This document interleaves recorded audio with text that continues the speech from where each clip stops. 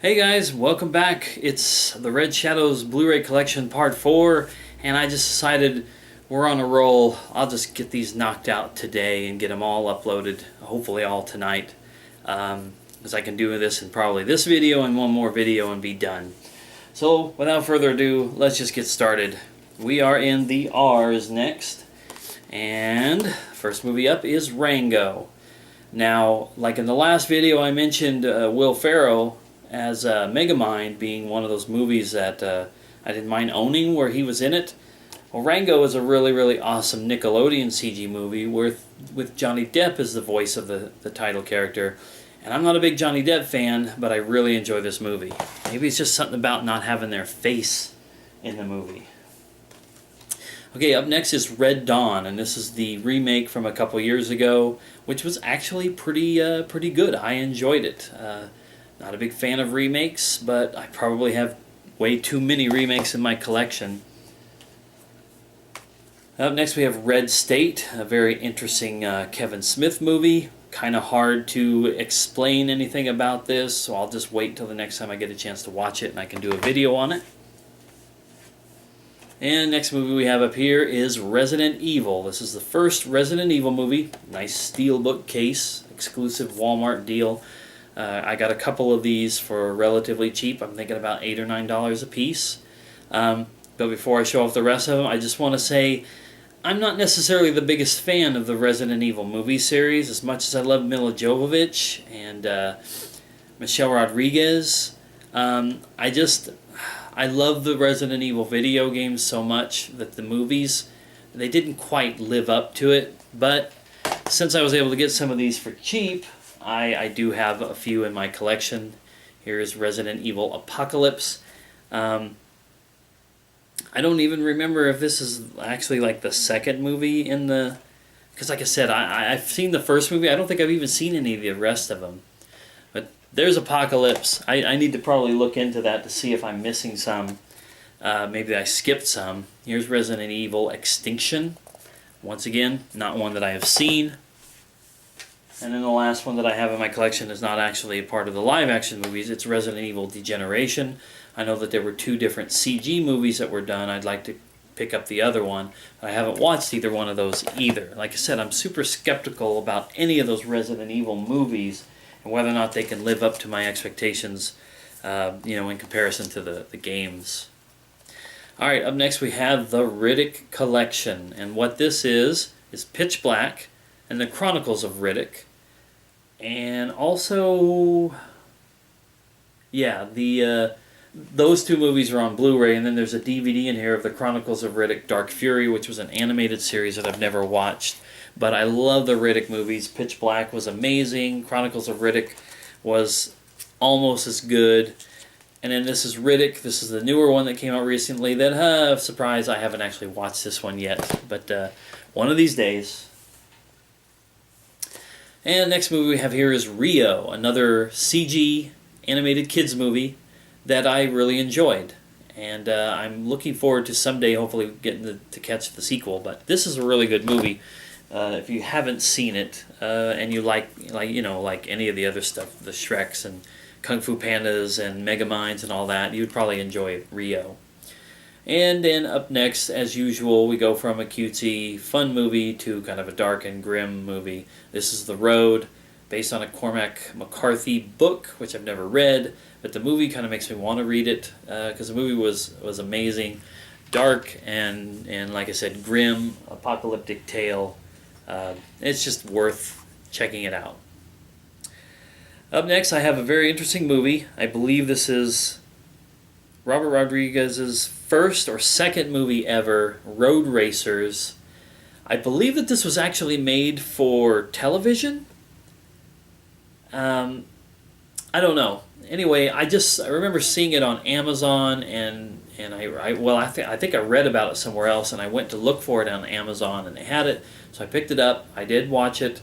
It's very interesting. It's kind of a greaser tale. I don't know. This one probably deserves a chance to watch it again and then sum up my thoughts after that. And up next we have RoboCop, the original movie on Blu-ray. Probably the only one of the RoboCop series that I would ever own as far as the originals go. I'm interested in checking out the new one just to see how it compares to this. I mentioned in my pickups video of this recently that this ended up getting tore off because this slipcover piece had moved up and the sticker at the top was over it. I didn't even catch it when I bought it. Oh, that burns me up when that happens. Alright, and the last movie in the R's is Runner Runner. Justin Timberlake and Ben Affleck. Gemma Arterton. Am I saying it right? Gemma Arterton, yeah. She was in Prince of Persia and a few other movies. I've been really wanting to check this movie out. That's why I bought it, obviously, but I haven't had a chance to. So, you know, shame on me. And now we go ahead and jump into the S's. Up next here is Saving Private Ryan. This is a classic World War II war movie. This movie came out in 1998 and had a lot of what I believe are the first times I ever saw some particular actors in a movie, like Matt Damon, Vin Diesel. They don't have a full cast list on the back here, but there were just a lot of people who were in this movie that I didn't know anything about at the time that it came out. But it's an amazing movie, and some of that footage when they first storm onto the beach is just brutal.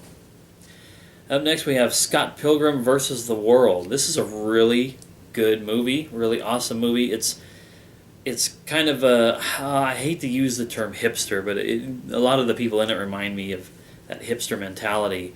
But it's like taking a hipster movie and video games, both classic and new, action heroes, anime and everything, and kind of throwing it into one movie. I really enjoyed it, and I actually sat down to try to watch that once recently, well, within the last year or so, and didn't finish it up. I need to fix that. Up next is Scream. It says the 5-film collector's set. Now what this has is the original Scream, Scream 2, and Scream 3. And then what it has is Still Screaming, the ultimate scary movie retrospective, and Scream, the inside story. I have seen and enjoyed Scream 4, but I don't have it in my collection yet. In fact, I think it was around the time I saw that I sought this out on Amazon or someplace like that and picked it up. Unopened. I have not seen the Scream movies, honestly, in probably 10 or more years. I need to check them out. And up next is my Blu-ray of Serenity. This is the movie based on the Firefly TV series. I probably should have had this in my collection with the Firefly TV series itself. But anyway, here it is. Steelbook copy. Love that. Great movie. The TV show is amazing. Next movie up is Seven. And this was a movie that I just had to track down on Blu-ray. Creepy, crazy, disturbing movie from the 90s with Brad Pitt and Morgan Freeman with a twist ending kind of thing, or at least a reveal. Up next, Shawshank Redemption, one of my favorite movies of all time. I think I covered this one here recently on a video of its own. And then we have Sherlock Holmes, the Robert Downey Jr. Movie from a few years back that I thought was really cool. And then they had the sequel, A Game of Shadows. I wanted to say Book of Shadows for some reason. Also really good. I'm hoping that they're going to do another one. I think there's been some talk of that. And up next we have the Shrek Anthology. This is all 4 Shrek movies on Blu-ray and a nice little box set with one of these kind of annoying pieces hanging off of it that I can't stand because it grabs onto the other movies on the shelf. Alright, up next is Silent Hill Revelation. Now, I have not seen this Silent Hill movie yet. I own the first movie on DVD. I've been trying to get it on Blu-ray at some point. I really enjoyed the Silent Hill video game series, in particular the first game. And when the first movie came out, I was all over it, and I loved it. It was crazy, it was out there, it had some moments, scared some of my friends when we watched it in the theater. And this came out a few years ago, and I bought it. It has not gotten very good reviews, and I have not had a chance to watch it yet so that I can form my own opinion. But like I said, I love Silent Hill a lot. Here's a movie that I really enjoy. Silver Linings Playbook, Bradley Cooper and Jennifer Lawrence. Movie by David O. Russell. I don't know, I just really got a kick out of this movie. It's kind of a dark comedy, and it has an interesting, love story between these two, and these two characters are extremely flawed, have a lot of issues with themselves and one another. Up next we have Sin City, great movie, and the sequel, Sin City, A Dame to Kill For. Have not watched this yet. Hoping to at some point sit down and watch both movies back to back and kind of soak up the entire experience. Next movie up is The Sixth Sense. This is a movie that I also looked for a long time for the Blu-ray of. Wanted to have it on Blu-ray. Have not watched this movie in a long time. Really, really need to sit down and spend a lot of time with my movie collection to catch up on ones I haven't watched in forever and all the movies that I haven't watched yet. Here's a really good movie that I enjoyed immensely, The Sorcerer's Apprentice. It's a Disney movie. It has Nicolas Cage. It has Jay Baruchel. I hope I'm saying his name right. And Teresa Palmer, Monica Bellucci, Alfred Molina. Anyway, this is a really, really good movie, and it's been a while since I've watched it. Need to check it out and refresh my memory of it, but I just really enjoyed it a lot. I think that movie and She's Out of My League really sold me on Jay Baruchel. I just love to watch stuff that he does. Okay, up next is Spartacus, and this is Gods of the Arena. Now, I love the Spartacus series. I have seen the first season and this one. Really, really loved them. I've been a little stuck on watching the last two seasons of it, and here's why. Andy Whitfield, I believe his name was. He was the lead actor who played the Spartacus character in the first season. And he had developed, I can't remember right now what form of cancer, but he had developed some form of cancer as they were getting ready to, I guess, start filming the second season. And he was going to battle that and deal with it. And he told, the creators and whatnot of the series to go ahead and move on without me. If you need to recast me, that's fine. And they were like, no, we're going to give you time to heal up, and we will. I think they were going. Well, I may be getting some of this wrong. I think either they went to start filming this, which was a prequel season. They decided they'll do a prequel season that wouldn't involve him. And he got better, and they were getting ready to go film the second season, and then he took a turn for the worse and passed away. Or he may have passed away even before this was done. I don't recall. Point is, he did pass away, so they did this prequel season, and then they came back with a new actor for seasons, official seasons 2 and 3. And like I said, I just haven't had a chance to check any of those out because I just can't imagine it without him in it. But it's a great TV show. I don't want to talk about it for too long, but it's just full of violence, full of sex, full of language, just so crazy and over the top that you just can't help it. Kind of fall in love with it, or at least I did. Up next is a movie called Special ID. This is a Donnie Yen movie that I just picked up recently because it came through my store. It looks badass. Donnie Yen's a badass, and that's why I just had to have it. And now we're going to get into the Spider-Man movies. First Spider-Man. This is the Tobey Maguire Spider-Man. Spider-Man 2. Spider-Man 3. Personally, of all the Spider-Man movies that have come out so far, this is my favorite. For a lot of the reasons why people don't like it. Because it had so many villains. Because it had so much stuff going on in it. And especially because of Venom. And that's just the Spider-Man, in the black suit before Venom splits off and becomes Venom. But I just loved seeing the Venom story on the screen. I don't care that there were so many villains and whatnot going on in it. Much ado about nothing, in my opinion. Then we got The Amazing Spider-Man, a reboot, not that long after Spider-Man 3 came out. Not 100% sure why they had to reboot it so quickly. Now, I know that Tobey Maguire and Sam Raimi and all them were having issues, I guess, coming together for another movie, and maybe it was just that Columbia Pictures just said, let's just go and we'll do it with somebody else. So we got Andrew Garfield and Emma Stone. This is a very good movie series. That's the first one, and there's Amazing Spider-Man 2. But I still prefer the Tobey Maguire ones over these. Up next is Stand By Me, an old classic 80s movie. Just a really great tale of some kids on a journey one summer. Some big names: River Phoenix, Corey Feldman, Jerry O'Connell, Will Wheaton, Kiefer Sutherland. I even see John Cusack on the back of this. It's been a while since I've watched this, but this is the 25th anniversary edition Blu-ray. I also think I have a special edition DVD for this.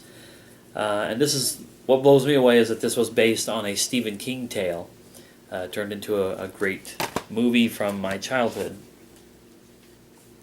Alright, up next is the Star Trek Next Generation Motion Picture Collection box set. And I'm pulling apart some of that.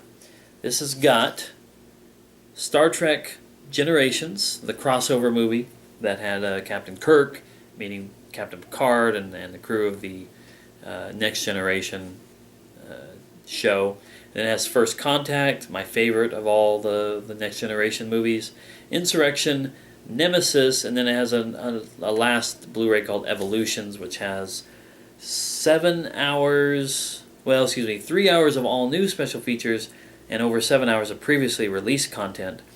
One of the things that I wanted to see on this the most was I don't see it on here, but I think there was supposed to be like a bunch of the actors who played captains and whatnot from the Star Trek series all sitting down together. Now I'm going to do these like this. This is Star Trek Next Generation, The Next Level. This was a couple episodes of Next Generation when they did this Blu-ray transfer that they packed up. It was like $15, and you got to just see what it was going to look like for the whole entire series treatment. And then I have Season 1, Season 2, Season 3, Season 4, time to slide out, Season 5, all of those I have watched, then Season 6, which I haven't had a chance to watch yet, and Season 7 is out, but god dang it, it's so freaking expensive for these. All of these were $50 plus, and I just haven't been able to get the 7th and last season. Oh, I so want to get that. And then the last thing I have in my Star Trek Blu-ray collection is Star Trek the movie. This is the newer motion picture that J.J. Abrams did. This is unopened, and I don't remember if I bought this when it first came out or if I got it for like some sort of a cheap deal. But I'm not that big a fan of the newer Star Trek movies. I haven't seen the new one. I don't think I'll ever own the newer movie or any others that they may do. They're just, I don't care for the original series at all. So up next, after Star Trek, there could be nothing else to follow up. Then Star Wars, the complete saga. This is all 6 of the theatrical releases on Blu-ray with buttloads of special features, and I gotta tell you right now, every single one of these movies look phenomenal on Blu-ray. I was skeptical at what the original movies would look like in Blu-ray, but I shouldn't have been, because I saw what they did, well, not what they did, but what was done with Star Trek Next Generation, and these looked amazing. But also the newer movies, the prequel movies, look pretty good. Done at a time where CG and digital and all that kind of stuff was prominent, but not necessarily high definition. They did really, really good on those. They don't look weird or funky in any way. Alright, up next is Sucker Punch, and this is the extended cut. This is a movie that was directed by Zack Snyder. Known for, I believe, it's like 300 and Watchmen. And this was another movie that he did. A lot of people don't seem to like this, or at least it gets overlooked. I thought this was a pretty good movie. Very interesting, very imaginative. And the last 2 movies for this video and for my S's, Super 8, Another J.J. Abrams movie. Now this is a fantastic movie. Love this a lot. Need to watch it again sometime soon. And then to wrap up the S's, Swordfish. A very interesting kind of hacker type tale with Hugh Jackman, John Travolta, Halle Berry, Don Cheadle. I don't remember who directed this. Dominic Sena, I don't know that name. I don't know. This was a cheap movie. I watched it once. I thought it was pretty entertaining, so there's that. And that does it for the R's and S's of my collection. I am going to do one more video for the rest of my collection, and then my Blu-rays will be done. It'll be strategy guides and DVDs up, hopefully, sometime soon. But anyway, let's get through this series first. Thank you for watching, and I'll see you next time.